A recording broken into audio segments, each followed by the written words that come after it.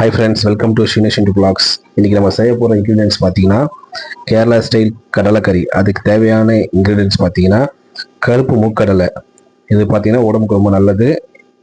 அதுமாதிரி அதுக்கு தேவையான இன்க்ரீடியன்ஸ் பார்த்தீங்கன்னா பச்சை மிளகா, ஆனியன், இஞ்சி, கருவேப்பிலை எல்லாமே தேவையான பொருட்கள்.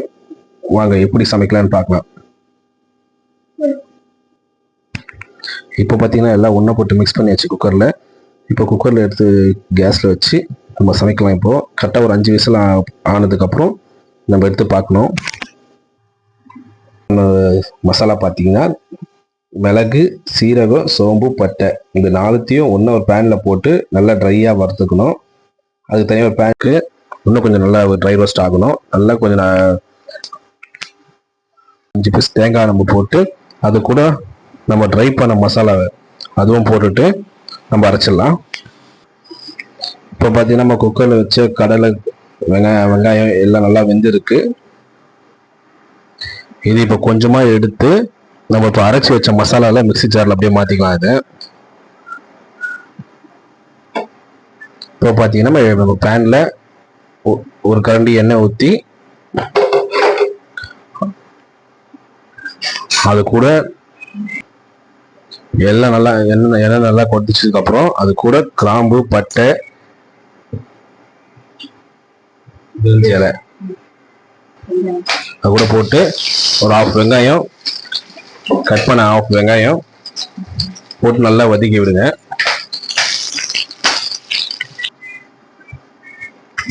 அது கூட பார்த்தீங்கன்னா 1 ஸ்பூன் கரம் மசாலா, தனியா 1/2 ஸ்பூன், 1 ஸ்பூன் சில்லி பவுடர். இந்த 3த்தையும் நல்லா ஜாரில் போட்டு நல்லா அரைச்சிட்டு பேஸ்ட்டாக அரைச்சிட்டு வெங்காயம் நல்லா வதங்கிருக்கு. இப்போ அது கூட நம்ம தக்காளியை ஆட் பண்ணுறோம்.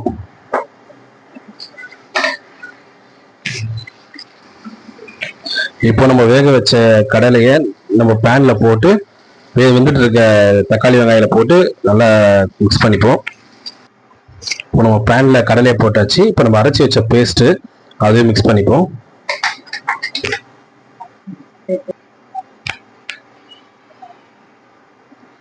இப்போ 1/2 ஸ்பூன் உப்பு போட்டுக்கலாம். ஆல்ரெடி நம்ம உப்பு போட்டிருக்கோம். இப்போ வேகிறதுக்காக இப்போ லைட்டாக 1/2 ஸ்பூன் போட்டுப்போம். எல்லாம் நல்லா மிக்ஸ் பண்ணி விட்டுட்டு ஒரு 5 to 10 மினிட்ஸ் வெயிட் பண்ணுவோம். இப்போ நம்ம எல்லாமே சேர்த்து வந்துட்டு இருக்கு. நம்ம 5 to 10 மினிட்ஸ் வெயிட் பண்ணால் நம்ம சுவையான டேஸ்டாக கேரளா ஸ்டைல் கடலைக்கறி ரெடி.